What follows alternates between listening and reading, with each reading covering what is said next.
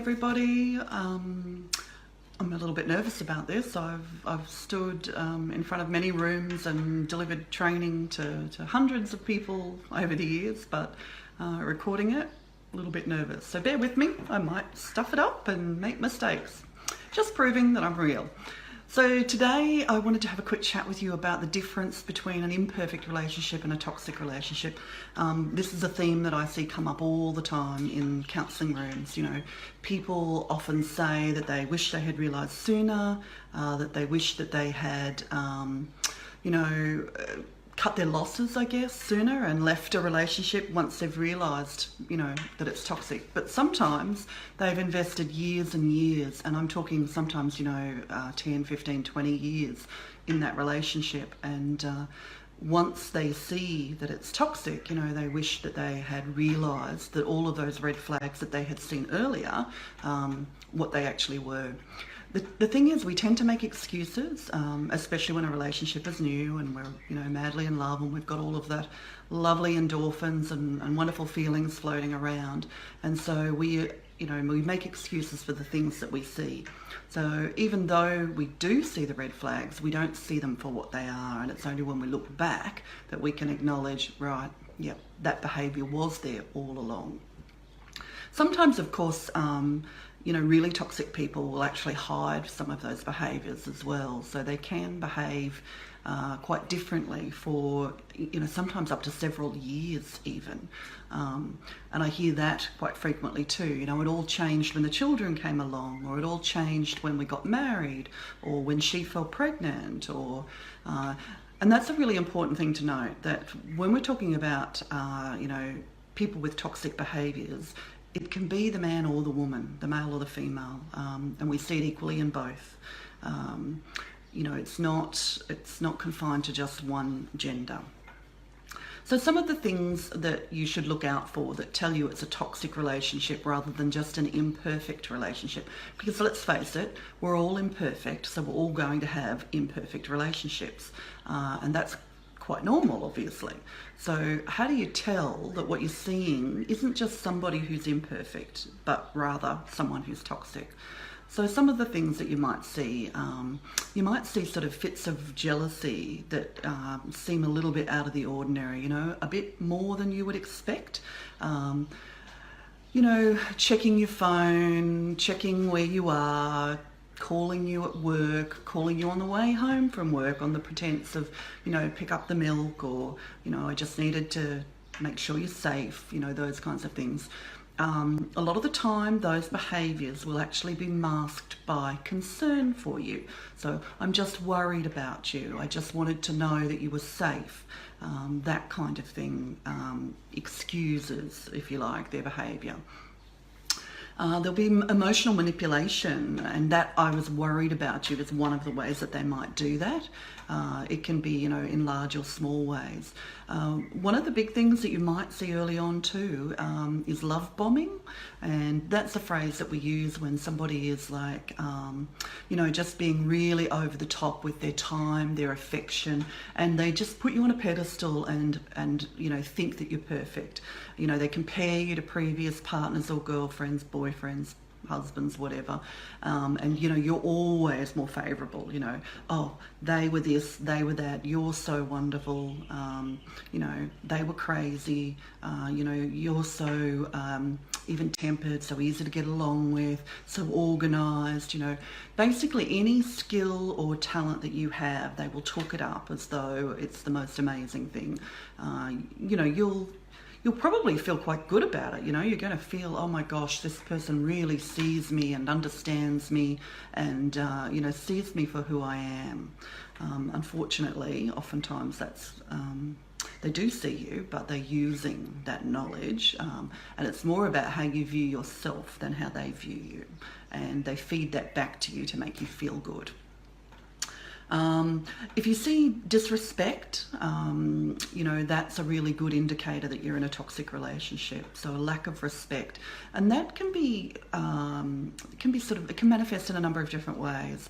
One of the things that you might see is that they try to control you. If they're controlling you, they don't respect you. It's that simple. Because you think about it, would you try to control a work colleague or somebody that you respect, a business person that you admire or respect? You wouldn't try to control them. You don't control people that you respect. So that's always a really good indicator. And again, it can be masked by, concern. Oh, well, I just think that it would be better if we did it this way. It would be better for you. You'd be happier. That kind of thing is used quite a lot. Often they will assume a lot more of your time and energy and space in your life than, would be reasonable. They don't want you to have a life of your own. So things like going out with work colleagues or even mixing with family or friends, everything has to be a couple thing.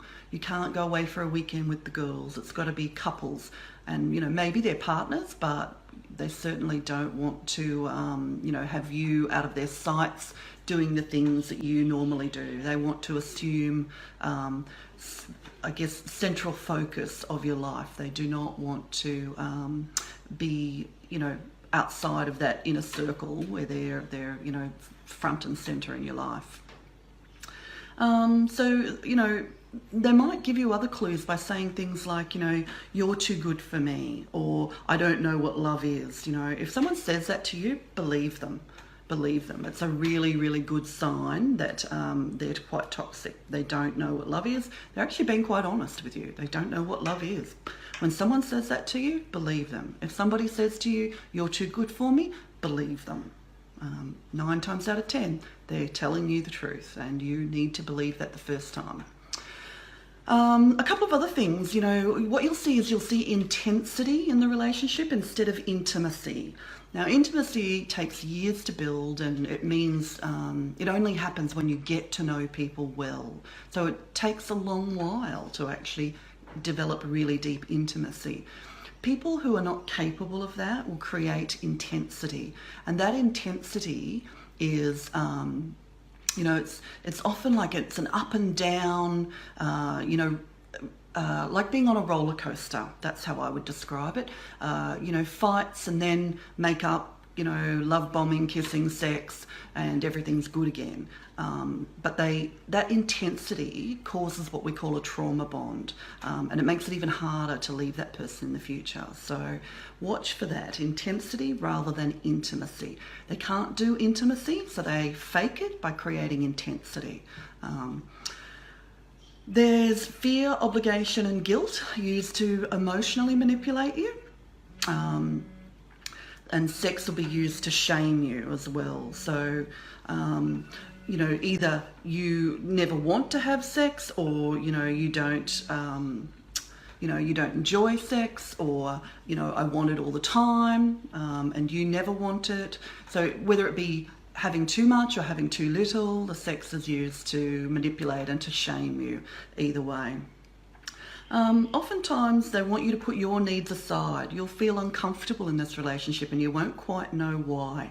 And it'll be because you're constantly trying to meet that person's needs, but it's not reciprocal. It's never your turn. And one of the really good ways that you might be able to tell that this is happening is whenever there's a time of conflict, they have a way of making it about them.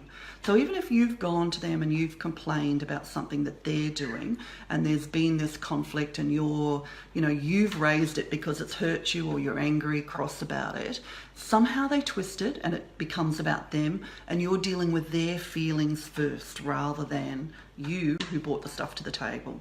So there's a non-reciprocity to it. It's always about them. Conflict turning personal and disrespectful, that's another really big indicator. So, conflict is normal in any relationship. A healthy relationship needs conflict. The problem with a toxic relationship is that it turns personal, and so they get insulting and they get nasty, they get patronizing, and that conflict is not dealt with well. It becomes disrespectful. So that's something to watch out for. One of the really big indicators is, if you're feeling uncertain or confused about the relationship, there's probably a good chance that you're in something that's not quite healthy, not quite toxic. The other question I get asked all the time is, can these people change their ways? Can you take a toxic relationship and turn it into something that's healthy and deeply connected and loving? Short answer to that is no. No, you can't. And that's bad news, and it's not something a lot of people want to hear. But the reality is, it's usually a toxic person creating a toxic relationship, and they very, very rarely even acknowledge that they've got a problem, let alone go and do the work that they need to do in order to change that. So they're all of the toxic behaviours that we would see in a toxic relationship. When it comes to an imperfect relationship, everybody can lose their temper from time to time. It's how they deal with it after that that's important. Do they give a genuine and real apology? A lot of people say, I apologise. That's not an apology. Or I'm sorry, but, or I'm sorry if you feel that way. Those are not genuine apologies. That's a topic for another time, but we'll talk about what a real apology looks like in a future Facebook Live. So, the other thing that we would see is, people seeking connection. So in an imperfect relationship, you'll have conflict, but you turn towards each other afterwards and you try to reconnect. You're committed to reconnecting after the conflict. There's no sulking, there's no stonewalling, there's no disrespect. You fight clean and you fight fair and you do it with respect. So anyway, I'm going to finish up there because I do want to just keep these quite short, but I am going to do a Facebook Live once a week. And if you've got anything that you'd like me to talk about or cover, please just pop it into the comments, or you can drop me a private message if you prefer to do that, and have it all, anonymous. So do let me know, and I hope that you tune in again next week. It's great chatting. Bye.